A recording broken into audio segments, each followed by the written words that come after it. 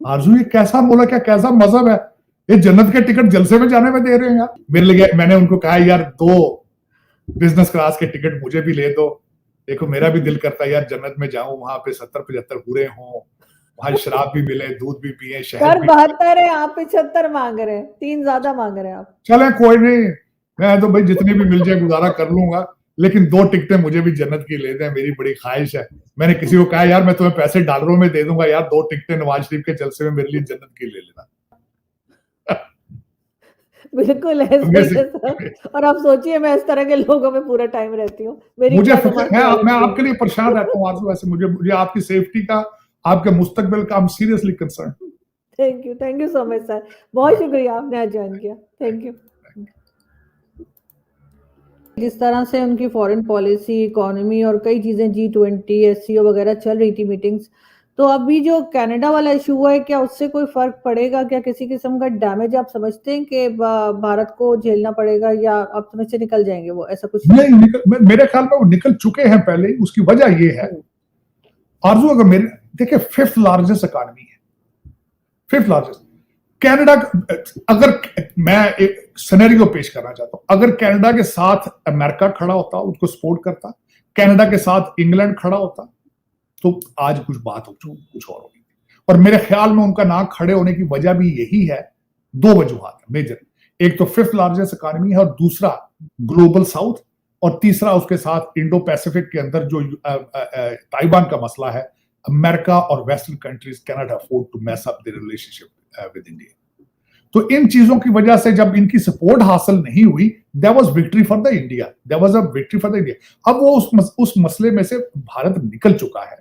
इसमें अगर जो नुकसान है वो कनाडा का है, और ना भारत और कनाडा का आपस में ट्रेड भी इतना ज्यादा नहीं था जिसका कोई सोचा जाए कि कोई भारत को नुकसान होगा, मेरे ख्याल में। और दूसरा जो मेरी नजर में, जो मैं देखता हूं कि अगला आने वाला पीरियड में भारत किस तरीके से तरक्की कर रहा है, 2 वजूहत। एक, मोदी साहब ने जो उनको नेशनलिज्म का जो दवाई दी है, वो उनको बिल्कुल फिट पड़ी दवाई, उससे वो नेशनलिज्म से ऊपर जा रहे हैं।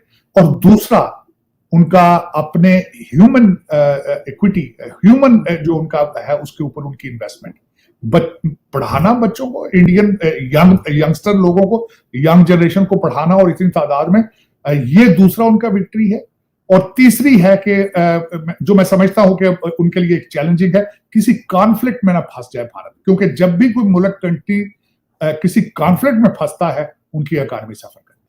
देखिए चाइना की तरक्की का सबसे बड़ा सीक्रेट ये था कि वो अभी तक किसी भी कॉन्फ्लिक्ट में फंसे नहीं है, उन्होंने आज तक ब्लीड नहीं होने दिया अपने आप को, और अपनी इकोनॉमी को ही बस उसमें बिजी रहे। अब मैं वही समझता हूं कि भारत की अगली जो चैलेंज ये होगा कि किसी कॉन्फ्लिक्ट में ना फंसे, और अपनी तरक्की, अपना ऐसी चीज। अब देखें, मैं जिस तरह मिसाल देना चाहता हूं कि आपका जो आईफोन है वो वहां पे बन रहा है, टेस्ला वहां पे बन रहा है, टैंक अपने बना रहे हैं, शिप कैरियर अपने बना रहे हैं, दवाइयां, फार्मेसी पूरी दुनिया की वहां बन रही। कल एक और खबर आई है कि गूगल भी अपने जो नए फोन है, हाई टेक फोन है, उनको भारत में असेंबल करेगा। तो ये सारी चीजें इंडिकेट करती हैं कि they are on a right track, technology wise, education wise, foreign policy wise, और नेशनलिज्म वाइज। तो ये सारी चीजें जब आप इकट्ठे करते हैं तो इतना आसान नहीं होता उनको चैलेंज करना। और दूसरा, मैंने जिस तरह आपको बताया, 5th largest economy on the planet, कोई भी मुल्क उसको इतनी आसानी से चैलेंज नहीं कर सकता। और उसमें जस्टिन ट्रूडो के गुब्बारे से हवा 2 दफा निकली। एक दफा तो जब उन्होंने वो जो 85 साल बंदा जो कि नाजी था खुद, उसको बुला के 10 दिन बाद ही, ये भारत के ऊपर ब्लेम लगाने के बाद, अपनी असेंबली में बुला के जब उसके लिए तालियां बजवाई, और साथ ही अगले दिन स्पीकर साहब को रिजाइन देना पड़ा, they lost their credibility, right, कि ये अपना होमवर्क करने के बगैर अपने लेजिस्लेटिव बॉडी के अंदर आके लोगों को अक्यूज करते हैं। तो वो, और दूसरा, अमेरिका साथ नहीं उनके आया, यूके उनके साथ नहीं गया, तो उसमें वो दे लास्ट तक, मेरे ख्याल में उसमें वो कोई डैमेज नहीं होगा उनको बिल्कुल किसी किस्म का। बल्कि मैं समझता हूं कि आगे इस वक्त भारत को, जो कल उनकी मोदी साहब ने स्टेटमेंट दी, उन्होंने जो हजरत हॉस्पिटल के ऊपर जो बॉम्बिंग हुई थी, उन्होंने बिल्कुल सही किया, बहुत केयरफुली चल रहे हैं वो। चाइना की ख्वाहिश है कि इस कॉन्फ्लिक्ट में अपना रोल अदा करे, लेकिन मेरी ख्वाहिश ये होगी कि चाइना से पहले भारत इसमें अपना रोल अदा करे, क्योंकि they are in the position, they are मेरे ख्याल में मेरा ये ख्याल होगा कि अगर चाइना इन्वॉल्व होगा तो चाइना क्रेडिट लेगा। पिछली दफा सऊदी अरेबिया और ईरान को इकट्ठा किया चाइनीज ने, वो भी मैं समझता हूँ it was a flavour of American diplomacy, foreign policy की थी। लेकिन मैं समझता हूँ कि अगर इस तरह का रोल भारत अदा करे, they will become regional, they already regional power, but they will gain more respect international. Sir बिल्कुल ऐसे ही, लेकिन हम भी हो सकता है मुश्किल से निकल आए, इसलिए कि हमारे काफी ज्यादा लीडर, जिसमें नवाज शरीफ साहब के दामाद कैप्टन सफदर भी शामिल हैं, लोगों को कह रहे हैं कि जिहाद के लिए निकलो, फलस्तीन पहुंचो, तो सर आबादी आधी उधर चली जाएगी, हमारा मसला भी हल हो जाएगा। आरज़ू, मजे की बात तो भाई मैंने आपको बताई नहीं है ना। कल किसी, आप तो पाकिस्तान में बहुत मशहूर है, मैंने किसी को कहा मुझे भी 2 टिकटें ले दे यार। कल किसी ने कहा जो नवाज शरीफ के जलसे में जाएगा जन्नत में जाएगा, ये जन्नत के टिकट है मेरे लिए। मैंने उनको कहा यार 2 बिजनेस क्लास के टिकट मुझे भी ले दो। देखो मेरा भी दिल करता है यार जन्नत में जाऊं, वहां पे 70-75 पूरे हों, वहां शराब भी मिले, दूध भी पिए, शहर भी। 72 है, आप 75 मांग रहे हैं, 3 ज्यादा मांग रहे हैं आप। चले कोई नहीं, मैं तो भाई जितनी भी मिल जाए गुजारा कर लूंगा, लेकिन 2 टिकटें मुझे भी जन्नत की ले दें, मेरी बड़ी ख्वाहिश है। मैंने किसी को कहा यार मैं तुम्हें पैसे डॉलरों में दे दूंगा यार, 2 टिकटें नवाज शरीफ के जलसे में मेरे लिए जन्नत की ले लेना। यार ये कैसे लोग हैं आरज़ू, ये कैसा मुल्क है, कैसा मजहब है, ये जन्नत के टिकट जलसे में जाने में दे रहे हैं यार। बिल्कुल ऐसे ही है सर। और आप सोचिए मैं इस तरह के लोगों में पूरा टाइम रहती हूँ, मुझे मैं आपके लिए परेशान रहता हूँ आरज़ू। ऐसे मुझे आपकी सेफ्टी का, आपके मुस्तकबिल का, I am seriously concern. Thank you so much sir, बहुत शुक्रिया आपने आज ज्वाइन किया, थैंक यू।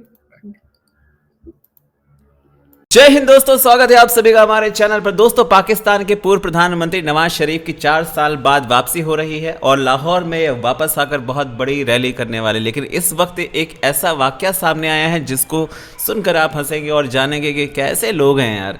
72 हूरों की बात करते हैं और नवाज शरीफ की रैली में सबसे बड़ी चीज़ ये हुई है कि ऐसा लोगों को चूरन बेचा गया है कि अगर आप नवाज शरीफ की रैली में आएंगे तो आपको 72 हूरें मिलेंगी। और 72 हूरों की लालच में पाकिस्तानी क्या क्या नहीं करते, हाथ में पत्थर उठाते हैं, बंदूक उठाते हैं, लोगों को ठोकते हैं। जाहिर सी बात है, जन्नत का टिकट चाहिए तो उनको जाना है। और इसीलिए एक बार फिर से पाकिस्तान में सरकार बनाने के चक्कर में नवाज शरीफ वापस आ रहे हैं। और वहीं पर उन्होंने ये भी कहा है कि इस वक्त जो देश संकट से जूझ रहा है उसको बचाने के लिए आपके पास केवल एक ही चारा है, आप नवाज शरीफ को वापस लाएं और उसके बाद उनकी सरकार बनाएं, ताकि जिस तरह से सेना की है वो एक तरह से खत्म हो और फिर से जो देश है जो गड्ढे में जा रहा है एक बार बाहर निकले। खैर, 72 हूरों की लालच में पाकिस्तानी इस वक्त नवाज शरीफ की रैली में शामिल ज़रूर होंगे, क्योंकि उनको भी पता है कि भाई 130 फीट की लड़की उनको केवल जन्नत में ही मिल सकती है। यहाँ पर एक ढंग से नहीं मिलती, वहाँ पर 72 हूरें उनका इंतज़ार कर रही है। भाई जिनको 72 हूरें चाहिए, उनकी रैली में अगर बम फूट जाएगा तो जैसे वो रैली में जा रहे हैं वो तो मकसद पूरा हो ही जाएगा।